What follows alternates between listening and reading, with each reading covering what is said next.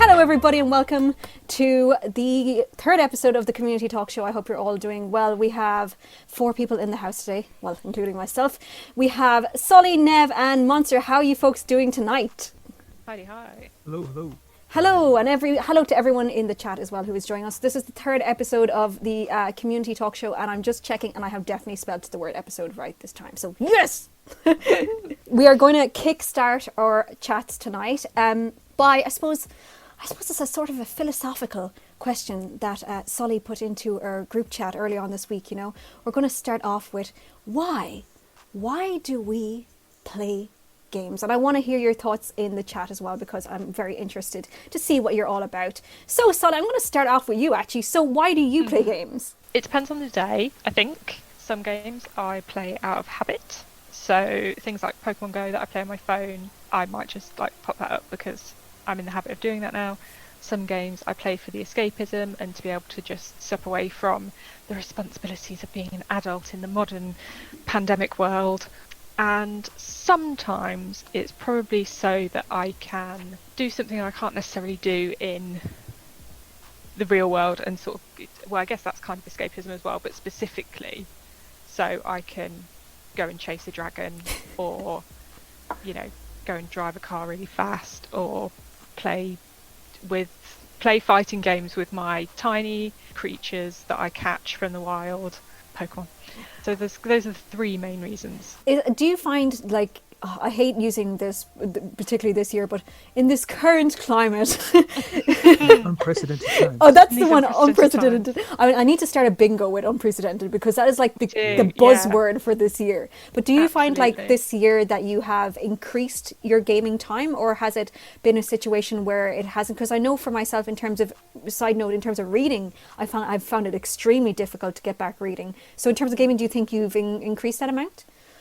I 100% have increased my gaming, but I believe that's purely on the basis that I have now got a computer. Beforehand, I had a Switch, which doesn't offer the kind of gaming experience that I'm always after, whereas with the computer, obviously have much more scope and much more variety that I can access. So I think that's probably the main reason. Sort of, I think maybe the games that I have been playing has changed, maybe because of the current climate. So I've probably sought out more social games. Yeah. They're like playing more Among Us and trying, rather than just playing with whoever's a random, like deliberately seeking out people, like groups where we can play on Discord so we can interact with people. I've probably sought that out a lot more, whereas previously I've been quite solitary in my gaming experience. I'm quite happy to do it by myself. Yeah, I think a lot of people are but they are missing those big connections that they had.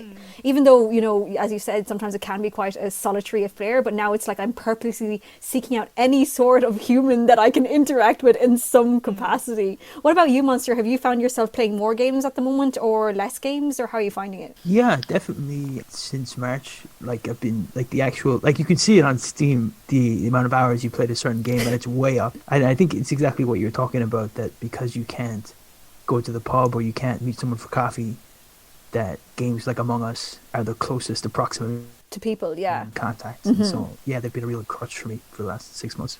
Do you think you've rediscovered games? Like, I know you're playing, you went back into play AoE. Was that because of the pandemic or just because you saw it on sale, or how did that come about? It was because you guys were playing it. Everyone was talking about how much they enjoyed it, and then I saw it came up in my recommended on Steam, and I thought, I'll relive some nostalgia. Yeah.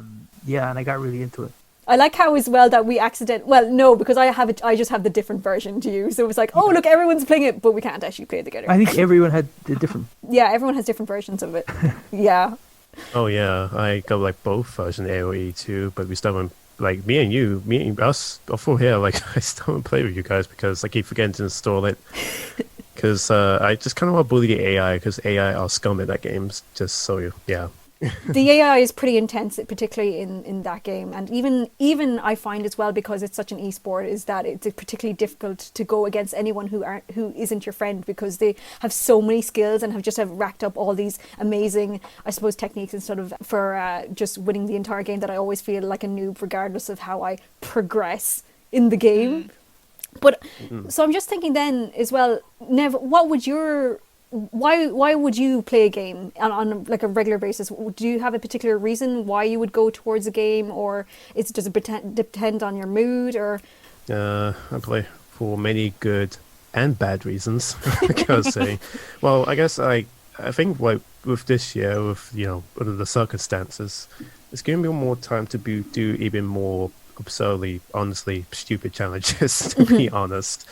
And well, I guess like challenges in the sense that I guess for example, like Metal Gear Solid, I've been playing like nearly every single game on its stream, and it's been going well, and it's been going very smoothly because I'm about to finish 3 on its stream. So it's given me more of an incentive to really like go back to things that I've done as a younger kid, as for a challenge, just like beat everything on every mode that I wasn't able to do as a kid. And yeah, I just feel like I've been accomplishing so many of these little gaming achievements that I don't know. It just feels like it's just giving me the chance to really sort of just go back to say like, oh, I can do this now, and it's just so much more easier because of the skills I've gained, and another reason I suppose, yeah, like it's another means of just staying connected with people, I guess, because like me as a streamer, of course, like me as a streamer, but not only that, just playing with people who I'd never really get a chance to play with. Yes. So yeah, I feel like I got more of a chance to do that and want to continue that sort of form of connection, because I think it's a really healthy thing to have. Yeah, and I think what you said is really interesting about going back and playing Metal Gear Solid now. It kind of ties into the idea of how we used to play games and how we play now, because I know when I was a kid, when I was doing things like Final Fantasy VII, I got hardly anywhere because maybe it was because I was a kid, or maybe it was because I don't know what it was, because I knew there was one section towards the very start where I kept dying because I wasn't smart enough to realize that I wasn't meant to attack the big boss thing when his tail was up, because that was like a bit of a translation issue. Oh, right. Yeah. Mistranslation. Yeah, mistranslation. Yeah. So it was just like a pause there, and then I just attack with lightning, and it's like, that's the most stupid thing you could do. But I kept dying there, and I just couldn't understand why. My brain just couldn't comprehend it. But now as an adult, when I go back and play something like that, it seems so obvious to me that they So I wonder, I don't know, like particularly now, I kind of see what you mean too, Nev, in the way like I do like revisiting the older games, and I suppose like what Monster said there as well, when you're kind of going back to AoE and stuff like that, it's kind of like you're seeing it with a new fresh eyes, which is really, really nice. Is there anything that you've gone back and played, Soli, recently that has brought back that nostalgia feel? Every now and then I just get compelled to do a rerun of Pokemon Red, because there were just elements of it that I used to really dislike, like Victory Road. Oh yeah.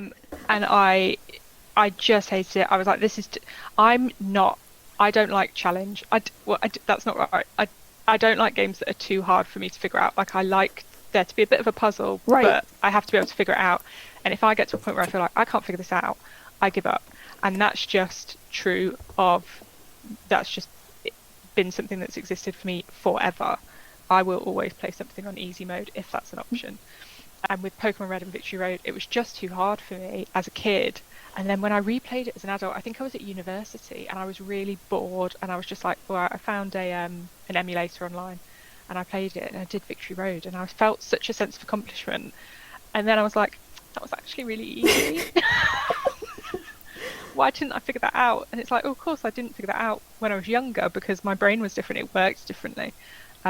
So I do like the replay value every now and then of a good Pokemon game. Yeah, no, Pokemon is great for particularly that, because I remember specifically when I was a kid, just even figuring out all the Easter eggs that you find, because as Kerry rightly pointed out in the chat, as kids we could not Google what to do. We just had to figure it out, and then... Absolutely. But then I wonder, as kids, were things a bit more special? Like obviously with Metal Gear we had this whole situation with, it's Psychomantis, isn't it, where you switch the controller from one to the other? Was that Psychomantis? It's funny because like the game just tells at one point anyways. Yeah. It's just like, oh well. Yeah, it's kind of like, oh right, okay, yeah, that's exactly. But like, it's those little moments that I feel that maybe are missed now that we have so much, that the internet is so accessible. I wonder. Do you guys have the rumor in your schools that there was Mew under the bus? Always, yeah. Yes. It was not. It was complete urban legend. That's trash. But it's so bizarre. It's like, why was a truck there then? It's just like, Yeah. It seemed like totally out of place. Monster, do you remember any other kind of things like that where you were just like trying to figure out, but it turns out it was a myth, or it turns out it was real. And there was definitely a lot around Final Fantasy VII. I think the big one is that, well, it would be a spoiler to say, but you could bring a certain character back from the dead. Right. A beloved character. And I remember me and my friends, we would try all kinds of weird ways, and Yeah. rumor from someone's cousin or someone's friend, and they'd say, oh yeah, I did it definitely for sure. And they'd try for hours and hours and hours. But that was the other big one, I think, in Final Fantasy VII, the other myth that everybody believed. Yeah. It was always someone's cousin. It was! Yeah. It was always someone's cousin. Like, it was the same thing with like Mew. I remember when all of my friends, we were all 10 playing Pokemon. Everyone's like, oh yeah, my cousin did it. I'm like, yeah, okay, cool. Everyone's got that cousin who just breaks video games. And it's probably the same cousin as well. Yeah. Yeah, we've all got this one cousin.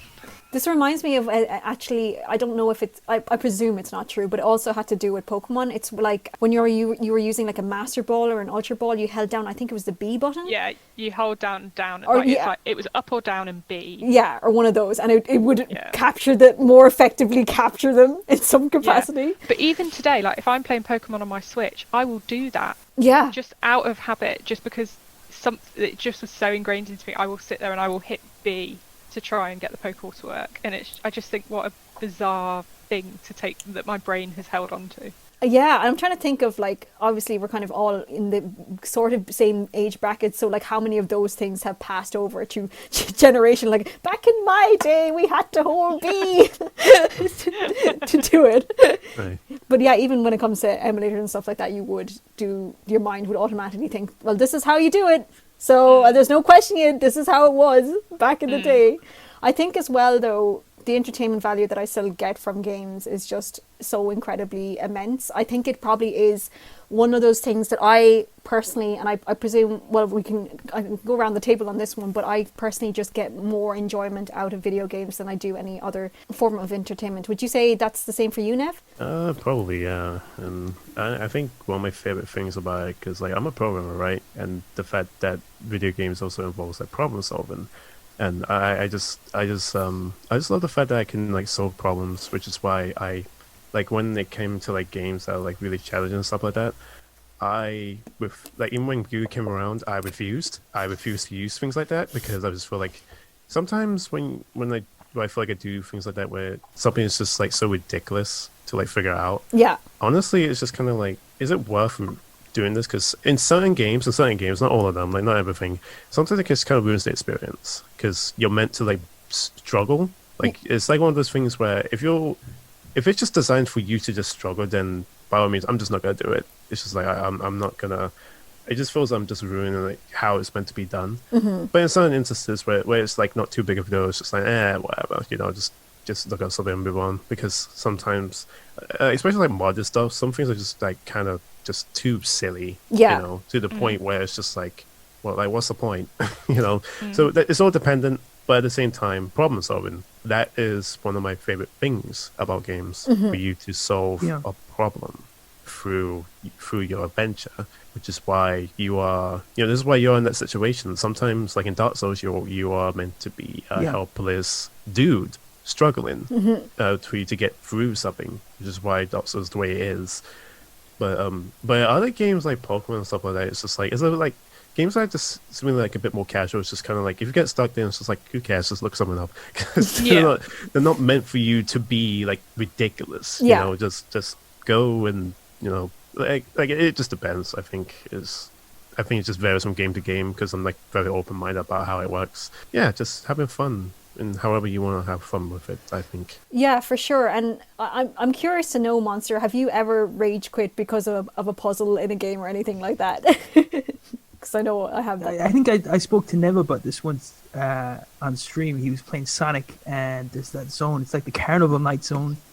And there's this weird puzzle where there's like, the game doesn't teach you this mechanic at all, where like spinny carnival cylinders thing, and you have to press up and down to give it momentum and to make it go up and down, but the game never tells you that. And then I looked at a guy on YouTube, and every comment there was like dozens of them all saying the same thing, so I felt a lot better then, like I wasn't the only person. But that was a deeply frustrating experience for me as a child, I remember. It's a damn bow of doom that it's just like, you feel like, oh, you just jump in it. Because I was lucky, because I had enough weight for me to get through, But then years later, it's just like, oh, you just press up and down.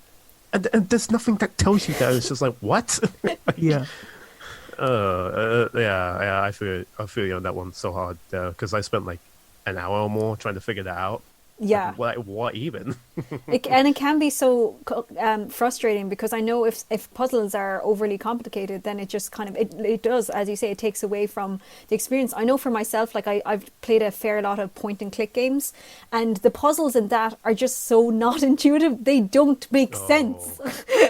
They're like puzzles, but it's like, and now you need this lollipop stick to open this lockpick, but to do that you also need a shoe on your head and you have to be in space. It's just like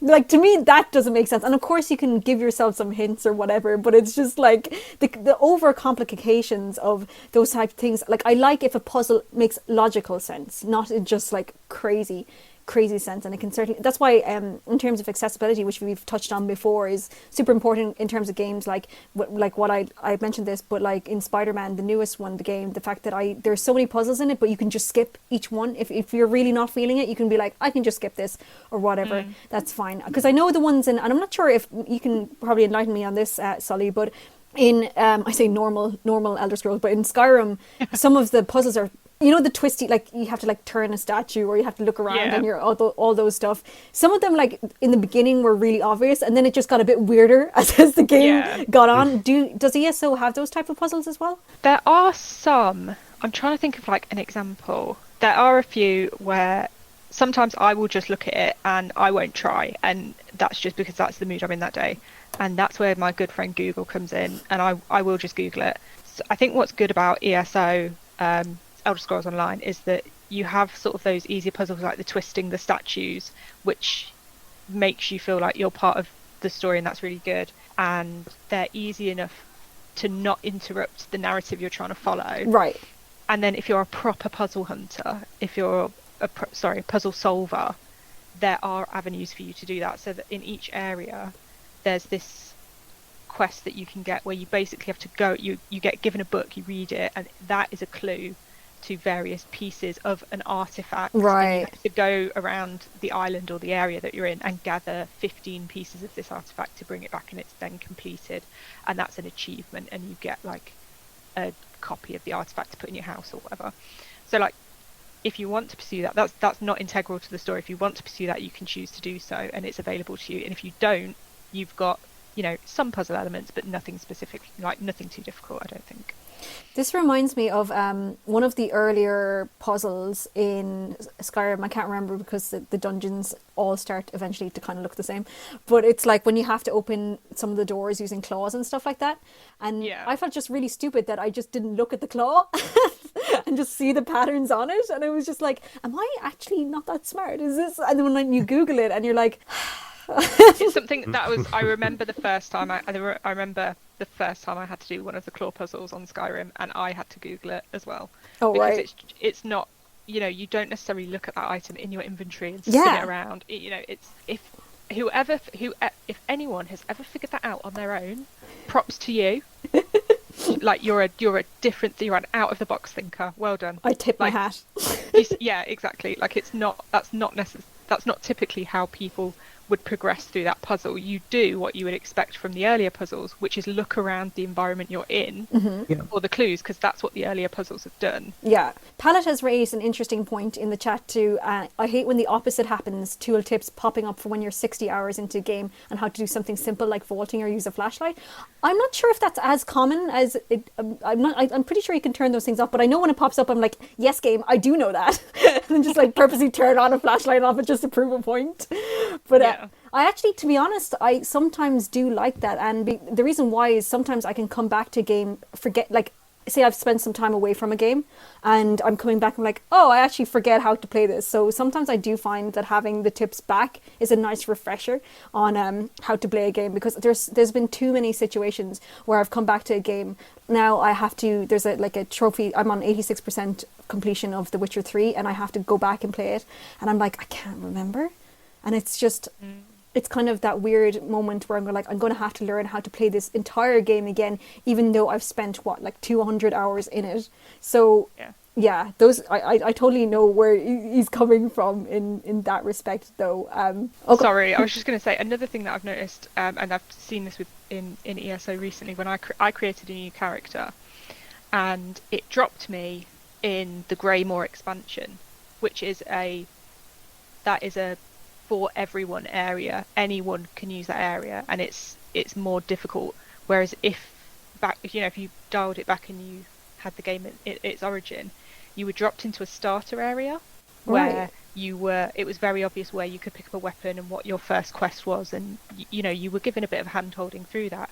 But now if you come to ESO entirely new and you've got the Greymore expansion to be added to ESO, you're dropped into the main game. Mm-hmm. You don't have the option of the starter. You have to go and find the starter island, and they haven't made that particularly clear. Yeah. And I do wonder if that would put new players off in some respect. I don't think it would put too many off because by that time you've paid for the game, like you're going to play it, but that lack of easing you in some respect to the game, and certainly to the main storyline, I'm not entirely sure the basis behind that decision to drop people into the main story areas. Yeah, because I'm thinking about other games that do that now. I'm just straight away thinking about skill sets. So, for example, like I started Fortnite on season 1, so I was there from the very beginning, and then I went on to season 7 or something like that, and then I stopped. But like for people who had only discovered it after that time, they were jumping into a game where there was extremely highly skilled players, and they were being pitted up against them straight away. I don't know if the system has changed now because it's been a while, but sometimes you kind of do need a bit of hand holding just to ease people back, or a training area, which I also find is kind of useful, because I know that Phasmophobia that we've been playing has a training area. I haven't done it. We went straight in. No, I didn't do it. But Monster, would you think you'd use those training areas, or would you just try and wing it and go for it if you were in that situation? I was thinking about that when I played Hollow Knight, that some kind of a boss trainer mod would probably be very popular, where you could play like a slowed down version of the boss or something like that. Yeah. I think for games that require very fast twitch reaction times, I think training modes are very useful. But most of the games I play are kind of slower paced games, so I think they're less necessary in a game like that. But probably Fortnite, definitely. I've never played Fortnite, but it seems like the kind of game that would benefit a lot from some kind of training mode. Yeah, well, now Hoodie is telling me in the chat that the Fortnite system has changed, and so you have a hidden rank system. So if you're a first timer, you'll get put into games with similar skilled people and bots different places. That's perfect. That's exactly the stuff that you kind of need, I think, to make it more accessible to more people, because that was not the case when I was playing it. I more enjoyed it for the connecting with people aspect, and that was kind of why I played. But going actually back to the question that I just asked Nev beforehand, because I didn't get to ask you it either, Monster, but what is it about games yourself that you keep coming back to, say, in terms of as your entertainment? Or is it your entertainment? Maybe you don't, maybe you prefer TV or movies? It depends. Like a good story is a good story, I think, but I think that all other forms of story are currently passive. Like the writer tells you what the protagonist is doing, how they solve the problems, how they beat the villain. Like it's a very vicarious experience. But in a game, like you're not just learning about the hero, you are the hero, and if they have a problem, you have to solve it, and you have to figure out how to beat the bad guys. And I think that a really good story can kind of make you forget that the real world exists for a little while. And I think games help you to do that much more easily because you're actively involved in the story. Yeah, I think that is a massive difference between, as you said, it's not as passive. I think one game that did that particularly well that I played, oh God, I can't even remember now. Was it this year or last year? Was Detroit Become Human. The amount of choices that you could actually make that mattered within that game they were exceptionally done, because I know some games, like for example the Telltale games, fell into the category where you thought you were making a decision but you weren't actually, and that was a fascinating concept to me, because it looked like you were making the decision. I don't know why my camera just cut out there, but it did. But yeah, so I'm trying to think though of, no, I'm distracted by that, but I do think that Detroit at the time did a really great job of making it an extremely more immersive experience, and I would love to see more games like that and address things like that. Do you think then, Soli, that you connect more with people who play games rather than people who don't? I think it's easier. I find it a lot easier to have a baseline connection with someone, right, if they sort of show passion about games, because I think similar to what Monster was saying, like games are active and they require some input from yourself, and things like watching telly, you're sitting and watching telly, you're not a participant in that action. And so if someone's talking to me about, oh, like, did you see so and so on the telly the other day, I'm like, no, I don't like that passive participant thing. So I think if someone comes to me and they're passionate about, oh, have you heard of this game, I'm really interested, I think that's nice. I think that's a nice way to connect to people. Yeah, it sure is, because I know for myself, and I suppose it's a bit of selfishness on my part, but if someone likes video games, and particularly a video game that I'm like, it's like, oh, I must grab onto you for the rest of my life so we can talk about this. Yeah, I found my people. Yeah, and it's great because I would say the vast majority of the time, if you both like a game, it's usually for the same reasons. Although it's something to explore, like I know in terms of, I know you don't play Final Fantasy, but in general, like it's a generally accepted opinion that 13 is the worst one. But I don't play Final Fantasy yet. Yet, exactly. There you go. That's the big thing. What about you, Nev? Do you think you connect more with people who play video games? I would say probably, yeah, because I'm a very careful person when it comes to connecting with people. I've probably told you this before, but yeah, it's like just in terms of like connecting with people, because it's like having like common interests with a game you like is definitely a start of everything. But then it's like, how do you want to associate with people afterwards? Like how do you want to go about like having that sort of common ground, and how you want to like hang out with this with this person, right? Because I think what puts me off certain individuals for sure, because like I'm a person that likes to help a lot of games, because like I always like to like try to figure things out, and then try to transfer over to like other games, and then just try to be good at that, and then because I like to sort of like always give inputs about it, and like the general thing is like if they're struggling with this thing, and then sometimes I'll be like, man, you gotta try to put some time into it, but because not everyone has time, I'll just be like, okay, you just gotta like have this time to yourself to try like get through this thing, The reason why I say this is because like sometimes with these certain individuals throughout the gaming community, one of the number one things that probably puts me off with people is like, if they have like an elitist viewpoint of things. Sure, yeah. Like the people who say like gatekeepers. Yeah. For sure, Yeah. yes. The keeper of the gates. Yeah. Yeah, I realize, especially this year, I realized that one of the things that's been putting me off even more than usual actually is like gatekeeping. Like people would just be like, oh, you gotta be like this to be to be cool and stuff like that. It's just it's just complete bollocks, right? It's just It sure is. It's just, oh, you're a fan of Dark Souls? Name every boss. Oh yeah. It's complete bollocks. And you know what, with all the achievements that I've gained from games, and it's like a great amount, all I want to do is just give back to people who also want to like try and like do well with these things. We shouldn't like be like, oh, you should be doing this and that. Like actually like with love, just to like try and guide them in the right direction. Because there's people who wants to like also like get up there in terms of like how they want to like triumph over things. Like don't keep them out, like actually put them in the right direction for them to get to where they want to get, because some people love these things and some people want to get good at these things. So the thing is not to put them out, is to like more than lead them forward and try to give them the right sort of motivation, which is honestly one of my main things playing games sometimes, especially when I broadcast, is to show people that just because like if I can do it, then they can too, honestly. yeah. But it's just like you have to find a way, within your own style, because everyone's different.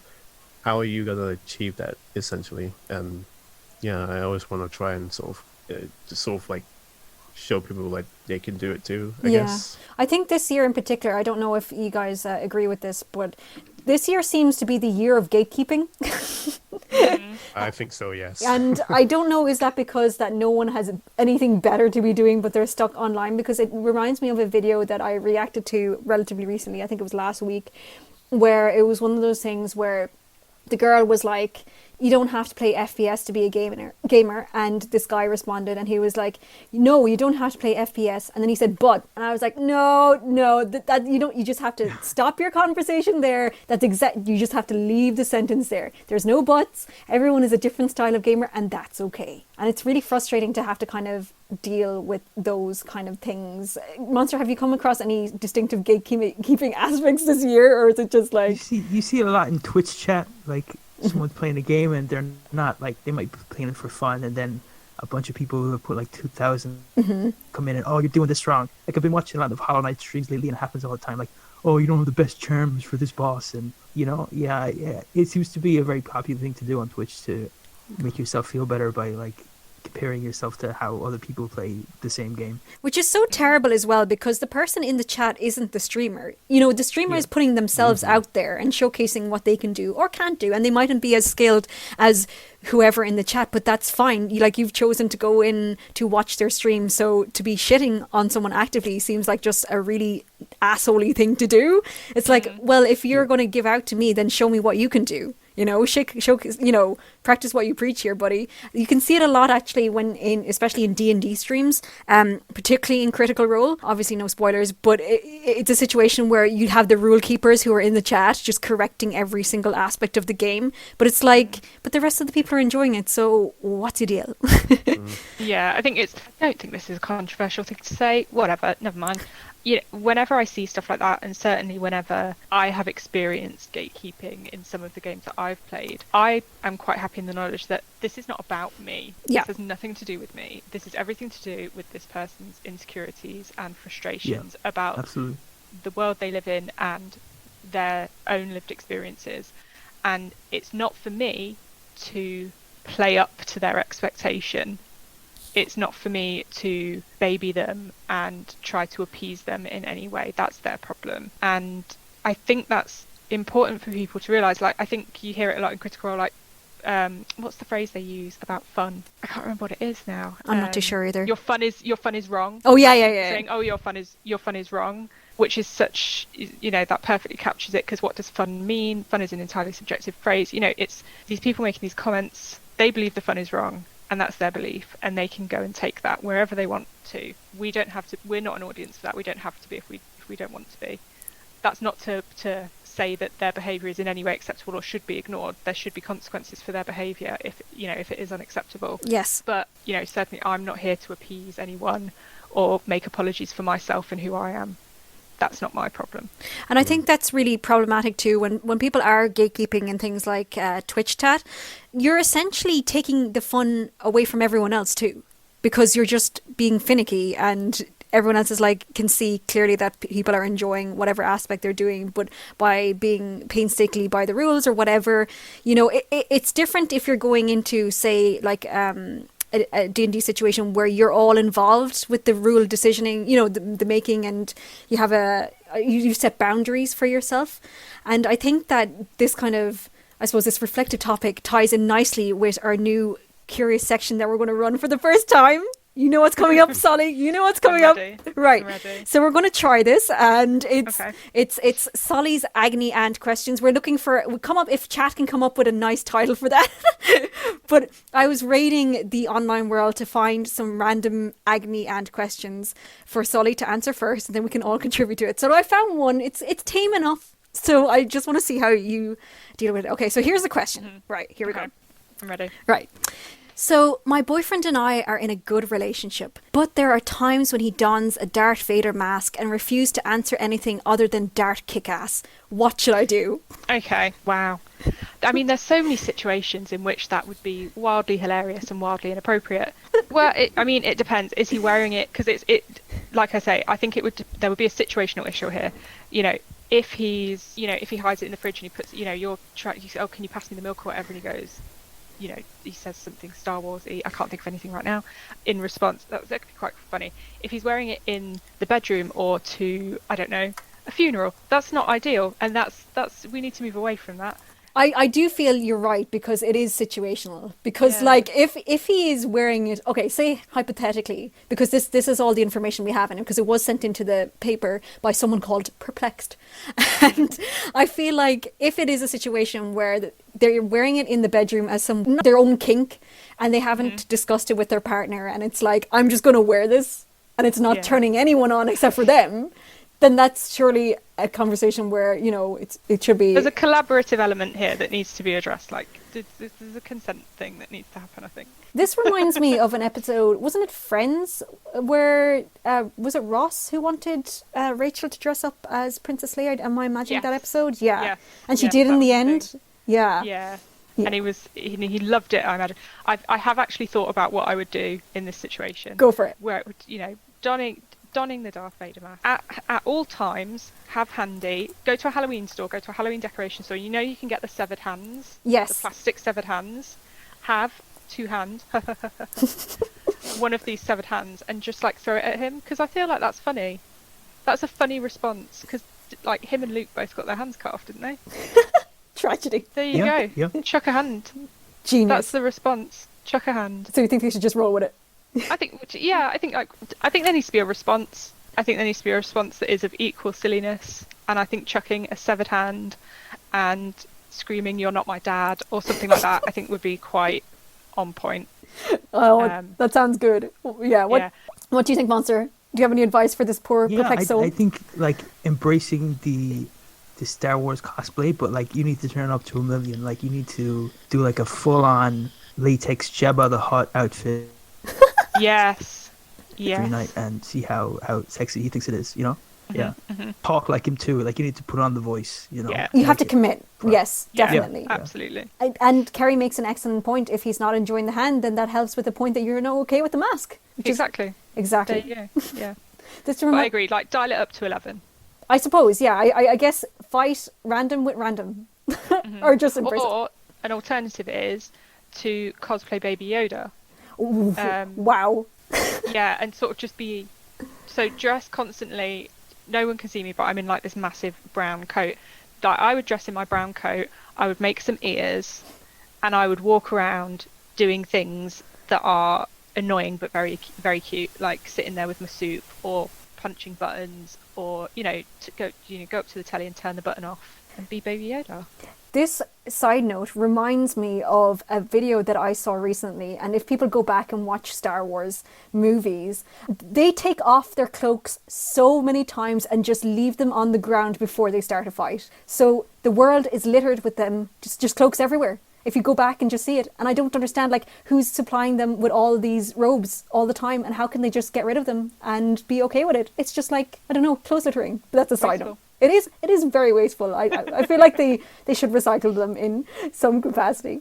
And then finally, moving on to our final section, which is our one game that you would recommend playing right now. So, Monster, what would you recommend? I think the last time I recommended Subnautica, I go Hollow Knight that time. That's been like the big revelation for me in the last year. Like I've seen people play it before, but I never really got into it. But then I don't even remember how I came across it. I think maybe it was on Steam recommended, and I downloaded it. And I've never binge played a game like I've binge played Hollow Knight. I think I played it rage inducing, but also addictive and compelling gameplay that I've ever played, and a really kind of dark and vague way of telling a story. That I think it's kind of similar to how Dark Souls tells a story. Like you learn about the story through lore tablets and very kind of faint allusions to certain things that happened in the past. It's very good for Halloween too. Yes. Yeah, Hollow Knight in particular, you're right. The actual allusions to the story I think are fascinating, because it really it doesn't give you much at all. You have to kind of make it all up, and not make it all, but you have the hints there. There's really cute things to do with like Zote and Beretta, and there's like all these little they're not even I suppose they are like mini aspects to the game that make it just a fascinating and gorgeous game to play. Especially the music is stunning. How the overall game looks is really beautiful. The music is incredible. The music is on another level. I totally agree. And also in terms of the gameplay, like yourself, I was really surprised that I enjoyed it, because I am not a person who enjoys normally any platformer. It really is dependent. Yeah, same. So yeah, I'm glad you enjoyed it though. That's great, because I know that Nev has played it as well. But Nev, what game would you recommend playing right now? Yeah, I finished Hollow Knight as well. Well, we're on the subject of. Can I recommend two? Of Because course. it's kind of relevant to Hollow Knight. Go for it. So I'm gonna recommend the thing that really started the whole Metroidvania thing: Yes. Super Metroid and Castlevania Symphony of the Night. Oh yes. Those games. Okay, how do I describe Super Metroid? Super Metroid is a game with its atmosphere, its gameplay, how it tells a story from each area, and from like even like how you like destroy enemies and stuff like that. And the use of colors, of the areas, the fear factor that it sticks into the player with the creatures that you fight. Everything was just so well done in terms of that sort of storytelling. Like, it didn't need to like use any like narrative. Like, it's on SNES, so you were less likely to hear any like narrative stuff and all of that. That game is a game I really feel like that if I can have like a first time experience again, it'll be that, because that's something I'm never gonna get back, because it's just absurdly good. And Castlevania Symphony of the Night, which I actually just finished playing yesterday, actually. Oh, But nice. again, and yeah, that's also like just a brilliant game where, oh look, you can go to like different areas, and with certain areas, if you grind certain spots, you get certain weapons. And you just do so much stuff with many different weapons and many different combinations as to how you get to attack your enemies and all of that. And you just explore and you just find so much things out, which you could spend hours messing around. And of course, 11 out of 10 voice acting, because what is a man, etc, etc. But yeah, Symphony of the Night, incredible game, amazing music, amazing sounds, amazing enemies, the bosses, like, you know, and the fact you can just level up for you to be, you know, very powerful, or if you want to challenge yourself, don't level up much at all. You can literally play that game however you want, and it's wonderful. So definitely recommend those. Funny enough, that isn't a game that I've played yet. I do own it. It's one of those things that I have, you know, the massive backlog, you know yourself. It's just sitting there ready to be played. Yeah. I know I'll get around to both of those games at some stage, but it's literally like one of those things where I'm just not particularly good at platformers, so I kind of like avoid them without the accessibility options for myself. But anyway, what about yourself, Soli? Game that I would recommend right now. I mean, I'm not going to say ESO, because that's what I'll just end up saying every week, and that's just not fun. But a game that I've been playing recently that I think is quite fun is called Traveller's Rest. On Steam. It's in early access right now. And the best way I could describe it is, have you ever wanted to be the tavern owner in a D&D game? Yes. And that's what you do. You own a tavern, you open it up, adventurers come in, adventurers fight with each other. The animation's really cute. At some point you get to adopt a pet, you can grow stuff and turn it into food, and it's sort of that like life sim, bit of time management in it, and it's just very cute. It's like I say, it's in early access right now. I know they're going to be rolling out a lot more content for it at some point in the fairly near future, and I think they are doing a Halloween event with it at some point in the near future. But it's just very cute. The soundtrack's nice, and it's just a fun time. It's a bit Stardew Valley-ish, but in a pub. Ooh, now I'm intrigued. yeah. I'm a sucker for Stardew Valley type games. It's really good. It's very relaxing, so I would highly recommend it. What are the graphics kind of like? Like, what kind of look does it have? It's Stardew Valley like. Oh, it is. Okay, it's pixely. Yeah. And an important question from Hoodie: can you pet the pet? You can, yes. That is, you have to pet the pet every day. Oh well. Oh, that's good. Build up that rapport. Pet the pet every day, and the cat, I think it's a cat. I'm not sure if you can pick which pet it is, but I got a cat anyway, and it loves you and it gives you a little heart.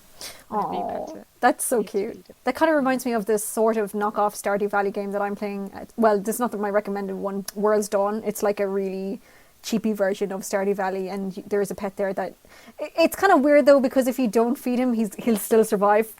That I'm just I'm pretty sure this cat would still survive. Yeah, you can't get rid of the pet, but it's lovely. It's really good. I must check that out, because that definitely sounds right up my alley, because I just love that one that kind of ties into, especially like running the tavern and just being like, oh, it's on sale at the minute. Oh, 20% off. But I'm just after buying another game. According to UK Steam, it's £10 at the minute. All right, okay, but I need to hold back on that, because I need to play games that I actually have on my list. But I mean, such as the problem with the old backlog. It is 100% a curse. I should have known once I got this gaming piece or laptop that this would be the situation. Mm-hmm. But I'm just thinking, like, so the game that I'm kind of playing at the moment is My Time at Portia, which I myself and Soli disagree with the name. It is unfortunately called Portia because that's how they pronounce it in the game, and I'm really sad, because I've always called it My Time at Portia, because I think it sounds nicer and it sounds more wholesome-y. It's much more musical. It is more musical, because Portia just sounds like it's like a spitting. It's because I kickstarted this game. I've played this game for like since I could first play it. Nice. And everyone I watched who was streaming it called it Portia.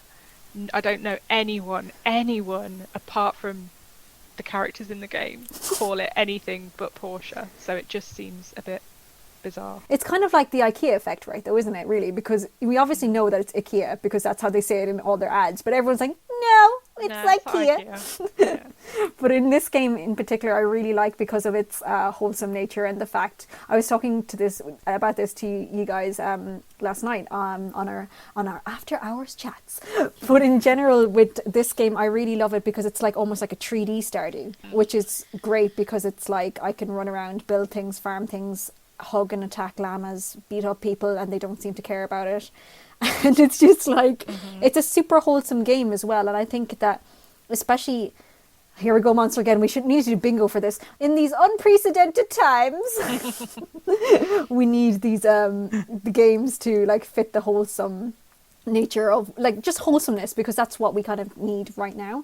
And that's what I really like about this particular game, is that the colors are super inviting. It's cutesy, but it's not overly, it's sweet, but it's like not overly sweet, because I think there's sometimes a line between getting the balance wrong on that, it being too overly cheesy. But I think it's done it quite well. And I really want to play more games like that. I know there's another one. I think it's Yonder is a game that's similar to it. Oh, Yonder is dope. Yeah, I heard that's really, really good. That's really good. Yeah, I'd love to I've try got that. on Switch. Oh, there you go. And I think another one was, which is an early access, Kinseed, which I don't have, but it's on my list of always type. I literally went into Steam one day. I was like, games like Stardew Valley. Well, have you heard of the game that Concerned Ape are coming up with next? No. That it's like a Hogwarts Stardew Valley. Oh, sorry. Yes, I have. I Yeah. have. Yeah. I did. Yeah. And is he working on his own again, or is he bringing people on for that? I don't know. I'd have to do a bit of digging. Right, because for those who don't know, the person who made Stardew Valley is one person who did absolutely everything in the entire game. So it's a super impressive, because it's actually such a rich experience, and I think it's rare to get that experience, like from such an indie game, to have everything, I suppose, be so well done. But I presume he's going to bring someone on at least to help. Sorry, I've got confused. Concerned Ape. It's not Concerned Ape. It's Chucklefish. Oh, but they were part of it as well. Were they Concerned publishers? Ape Concerned Ape created Stardew Valley. Yes. But Chucklefish, I think, published it. Yeah, I think that was it. Yeah. Yeah. So sorry, Chucklefish are doing Witchbrook, which is this witch game. I like the sound of that. I am definitely going to add it to my extensive list. So I genuinely need to stop buying games, but it's like books. I just can't help myself. Absolutely. Anyway, thank you so much, everyone who tuned in tonight to episode 3 of our Community Talk Show. Thank you to Nev, Soli and Monster for being here. Thank you very much, guys. No problem. Always. Yeah, our pleasure as always. And I hope to see you all again next week. Hello, this is Uni here from the Community Talk Show. I hope you enjoyed that recording of episode 3 of our podcast. Unfortunately, we don't have episode 1 and 2 because there was a technological mishap, but I'm delighted to at least have episode 3 live for you here. We are looking to try and do these talk shows every Thursday at 8 p.m. GMT over on Twitch. So if you'd like to tune in live, you can head to twitch.tv/Unitex, or you can wait here and wait till it's uploaded. Thank you very much. Slán go fóill.